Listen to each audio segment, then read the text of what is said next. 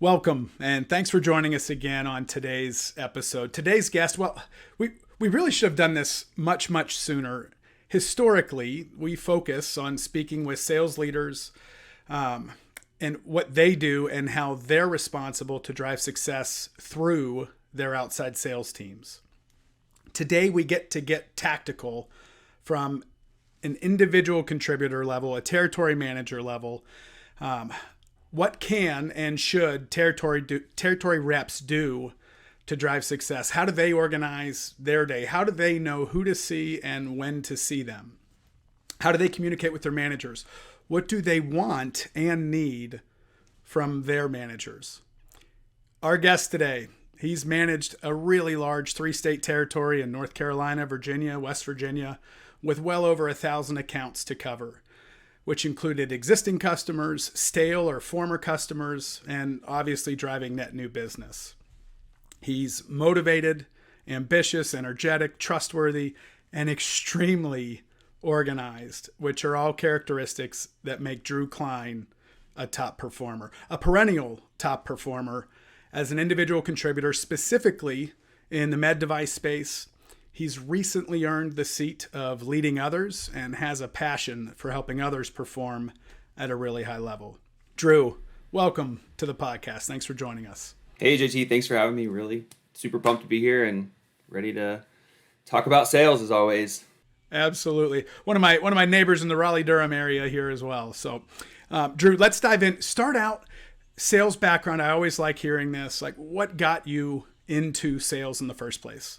Honestly, to dive into sales was like something I always felt like in my heart I wanted to do, and my inner self talked myself into thinking about going into dental school and all of that. But when I got into college, I was like, I don't want to keep going to school. I make good grades, but I'm bored and I want to get out there and make some money. So I decided to switch gears and go towards the path of sales, and had seen a lot of people be successful in it and look like what I wanted to do. So I chased it and made it. Awesome. Okay, so different types of positions within sales, inside and outside. What's your experience there? So inside, I worked with Honeywell. We sold like healthcare IT technology, mobile printing solutions for hospitals and industrial spaces. That was an inside sales role. And then outside sales has been with Brasseler with dental sales and the medical sales device categories. And then today I'm with CONMED doing orthopedic capital equipment, working with the team here out of North Carolina. Okay, so compare the two. Do you like inside sales more or outside sales more? And why? Outside, no question. So you didn't hesitate there. And why? I just feel so limited inside, and I think that's a reason that I didn't go to medical school and like do the dental thing, because I loved the healthcare space and making people smile, whether it's being a dentist or a salesperson or what have you. But whenever I was stuck in the same spot every day, I just felt very stale and like I wasn't making an impact. And I'm a very high energy person anyway, so to be out in the field every day different and constant change is good for me, and it keeps me stimulated, if you will. So I think outside just fits my personality type and keeps me motivated. That's awesome. High level details for the listening audience. It really helps the audience to understand, like, give me an idea of number of accounts you've been responsible for on the high end and the low end. We'll start there. Okay. So low end would probably be with CONMED right now, simply because it's more of a focused strategic role, focusing on capital equipment to the hospitals here in North Carolina. It's about 30 to 50 accounts, depending how you count them. Some of them are satellite locations of larger networks. So, the UNC, Duke, all of those. And so that's a lot more smaller territory impact. But with Brasseler, it was, up to 1,000 counts plus that were in my zip codes that I covered those 3 states and helped manage that business over there. 1,000 plus accounts across 3 states. Average number of days in the field. Let's talk specifically Brasseler. Average number of days in the field for that account base. 4.5, depending on the day and the week. But usually what I try to do is like 4 days in the field, solid, out there hustling, and then had 1 day to get my gears, do my administrative either follow-up emails or pre-planning the next week and pre-calls, and use that day as usually Fridays where dental offices weren't in on Fridays anyway. So I would go and make all the admin stuff that day to where I would make the most impact when they were in office and I could catch them and get the most time. So 4.5 days, 4 to 4.5 days a week across over 1,000 accounts. Average number of stops a day when you were in the field. So anywhere, usually the target is 15 to 20. Some days, you'd have 8 or 9. If it was a busy day, you had a lunch, something took a little longer. You spent a lot of times hands-on with the customers. And then you have days where nobody had time and you felt like the mailman stopping in those 20 offices, just delivering, that month specials or trying to drum up business for the new products or if we had a product launch. But yeah, usually about 15 to 20. 15 to 20, was that the KPI of the company or was that your own personal goal? So that was actually originally the directive of the company. So they encouraged us to shoot for that number. But, my manager there was really great about understanding that, hey, if you have 8, 9 good quality calls, it might take some of your days. So it was more of a, hey, let's shoot for this, but quality over quantity always. So it was really nice to have a manager that got that and helped support the overall impact of the business of being able to have that quality time and not feel like you were just checking boxes trying to hit a ticker. Yeah, I've had conversations in the past with other med device, med diagnostic, really specific in the dental space. It can be hit or miss if you don't have a set time with Dr. Smith. You walk in there, if he just went in with a patient, you're looking at your watch going, do I run to the next dental practice and try to get back by the time he's out with that patient? Do I try him next month and just roll the dice and hope I get to see him then? How did you determine whether you stay? Should you stay or should you go? So usually what I did is if they indicated they just went back with somebody, I would ask, if it's supposed to have the relationship, hey, do you know how long it's going to be? I have a couple other stops that I have appointments for. Is there a better time to stop back in? Or if they're like, no, you can probably see in a minute, wait 15 to 20 minutes. After about the 15, 20-minute mark is when I would step back up there and say, hey, don't want to waste your time. I've got another appointment I've got to step into, pop over there, and then can I come back at this time? Or can I come back at the end of the day? Or if they didn't know, I would go back towards whenever I saw, hey, it looks like on the door they close at 4 o'clock. Let me get there at like 3:55 to where all the patients are done for the day so that if I do have to wait, it's not impacting my calls at other locations, but also at the end of the day, they might give you an hour where they would have normally given you 15 minutes. So, it kind of just depends on who it was, what it was, and then the relationship with the office staff. Sometimes you have really good office staff in those locations that can be the right hand for the physician or the dentist that know what they need. They keep a good inventory. They're like, hey, we're regular customers. We just want to reorder this.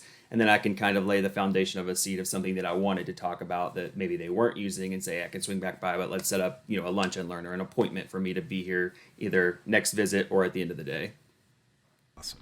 So we're already trending into this next topic, but just the way that you started to answer those things. But what made you so successful you spoke about having a relationship with the front office staff. It's got to be difficult to establish a rapport and relationship when you have 1,000+ accounts in 3 state territories that are hundreds of miles away from your home in Raleigh-Durham. How do you do that? What made you so successful? Well, I mean, like you said, relationships are huge, especially in our industry. But I think it's just my natural instinct is to form relationships. I love making friends. I love hosting parties. So it's like I treat it just like I do my personal life. I genuinely like getting to know people. So in any of these offices, I was wanting to get to know these people, and it's my job to be there. So what else do I have to do? It's important to me to be good at my job and be successful. So, those relationships are valuable. It's not like I'm just creating the relationship to sell them. So I love that. You're leaving out something very specific because I ended up getting a sneak peek at your level of organization. It's probably 2 years ago. I somewhat know my way around Excel, but you took this organization to a whole new stratosphere. And you were doing that apart from like your employer's CRM. Talk about your organizational level and what you created by yourself. Organization to me is right up there with my relationship status. Like, it's huge. I have to be organized. It gives me anxiety when I'm not. So, I even joke that I'm OCD, like my house and everything I keep super organized, labeled, what have you. And it makes me happy to be organized. So when I got this list, they gave us just a raw list from Excel data that was basically a sheet of all your customers and, their address, their phone number, whatever. So that to me, when I look at that many accounts or 3-state territory, I'm like, okay, this is insane. Like, I'm never gonna be able to figure this out unless I make some sort of organization to it and carve it down to cities, and then carve those cities down into boroughs. And then, you saw the color coding, and make sure that I rank the customers based upon the cadence that they need called, or how much business they're doing, if they're buying, if they're not, if they are overdue to buy, and dissect it down, basically down to where I knew basically what color that customer was, what kind of customer it was going to be, before I even had to read any notes or log into a CRM or whatever. Over my 2+ years with Map My Customers, I've had the privilege of doing a lot of ride-alongs with reps, and I need to ask the question where I'm not leading the witness, but your philosophy on data, and maybe that's not the way to say it. When you hear CRM as an outside sales rep, what's your initial response? Initially, just knee-jerk reaction is cringe, but now that I've really adopted it, especially with like CONMED here lately, I've really found the value with it. Initially, I think it was more of a tool for management tracking to see what our field sales are doing, versus a tool for us to have in the field on our end. So I think that there's definitely opportunity there to marry the two and make it valuable for everyone. So I actually really, let's talk about that marriage, because I find the needs being strategically different between your experience at CONMED and then when you had the 3-state 1,000+ accounts. So strategic at CONMED, like, you get to attend surgeries. Is that right? Am I making that up? Yep, I scrub in right along with the surgeon. That's and the team. amazing. Yeah, it's fun. That's I love amazing. it. It's one of the reasons I love my job. So strategic sales, you obviously have scheduled surgeries. You're not just knocking on a surgeon's door and them opening up the OR for you to just walk in and talk while they're performing a surgery. I wish. So what we typically see in a strategic sale, CRMs actually meet the need much more frequently than handing a list of 1,000+ accounts or even 150 accounts to a rep, kind of giving them the good old boy pat in the rear end, saying, all right, go get them. And the rep going, where do you want me to see these in person? How do I even start doing that? Which ultimately inserts the Excel wizardry that you performed in order to actually attack those efficiently. Yeah. Drew, given your success as an individual contributor over the years, you've now stepped in as a team lead, and you're now leading individual reps as well. So I guess my question is, and I've seen this all over the board, give us some wisdom on some of the best managers that you've worked for, or maybe things that you're deploying to your team. What have they done, and maybe what don't they do? Yeah, so I'm in a unique situation now where I help manage a product line for my territory, for the territory managers, but I also report to their same manager, so it's more of a specialist role than a direct manager, if you will. But it's so nice because, I've had great managers to learn from back where, in the past I've had managers who are super patient and knowledgeable, which is sometimes rare in the industry. Patience isn't really a thing in sales, no matter where you're at, but especially medical sales, I feel like. So to have a patient, understanding manager who's been in your shoes is huge. I do notice a big difference in managers who haven't worked your exact specific role or even in your company and like carried the bag, as we say, versus the ones who have. The ones who have know the pain points of it. They're a lot more understanding, and they'll be a little bit more present to assist with customer deals or overcome challenges, but also make sure that, you feel heard and can almost like not sympathize, but they hear you out and they understand your pain points and they can give you some guidance on how to get over it, which is great. On the flip side, any kind of battle wounds or advice on maybe what not to do? I would be lying if I said no. So I think that one huge thing is like not treating your salespeople like a number. Make them truly feel valued and be supportive for them. I've had management in the past. It's been, nothing but a PO chaser, I felt like. And it was like, that you get no support. Otherwise, it's like, hey, I want results, but MIA otherwise. And then you have, managers that don't tell you the necessary full transparent truth, even though they claim to be transparent. It's like they tell you what you want to hear versus what the actual reality is. And I've always said, don't lie to me, tell me the truth, even if you're like, this is the worst scenario and, you know, this sucks, you suck, everything sucks. And I'd be like, cool, I respect you and we can be friends after this. But if you're going to lie to me just to get your own best interest, then I just don't have any time for it. Yeah, I will say that leading people can be a very difficult thing to do. And I've seen it with all of the sales leaders that I've worked with over the last 2.5 years in this specific role. And I think the outside leadership role is a particularly challenging one. And again, I regularly see leaders that came from a successful individual contributor role.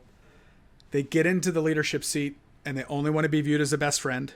So therefore they don't share the hard truth with reps that really do need to hear it. And then you've got the flip side. The individual contributor who was a top performer comes into the seat and forgets that there's still a relationship and a person that is driving those POs on the back end. Yep. So I actually relate to everything you just said. Yeah. I think there's challenges leading all over the place. Yeah. Flawed people leading flawed people. Right. We're human, but I think there's an aspect to it that if you put yourself in their shoes, you can kind of be a better asset to your team in your role. Having the ability to get to chat with and interact with sales leaders just across the spectrum in various industries. And oftentimes those sales leaders became sales leaders because they were fantastic individual contributors. It's always most exciting for me whenever sincere genuineness comes across in helping others. And Drew, that fits you to a T. So take a moment. We just, on the heels of the good and the bad managers conversation, talk through how you're leading your team. You know, I try to stand out as a leader because I have a team of a lot of young, driven counterparts that I work with, and we all report to the same manager. So it's like nice for me to be able to see myself in them. And basically, I mean, again, it goes back to the relationships. I want the relationship with my team and to be a resource for them to help grow their business, not just in the product space that I'm the specialist managing that business for them, but also support them in growing as a salesperson in general. And that's one thing that even my current manager is like, tells them to ask me questions, learn from me. And, I spend a lot of time in the industry, as we've discussed in different sales roles. So it's like, I have a little bit of good, bad, and ugly from all sides and what works and what doesn't. And, by no means perfect, but comparing myself to where I was at their age, it's like if someone had taken the time, like I would like to spend with them and help them grow, I think I'd be even further than I am now. The best sales leaders that I have ever worked with or have spoken with are selfless people that put others first. And it's just a joy to speak to you, man. I love the approach. Yeah, thank you.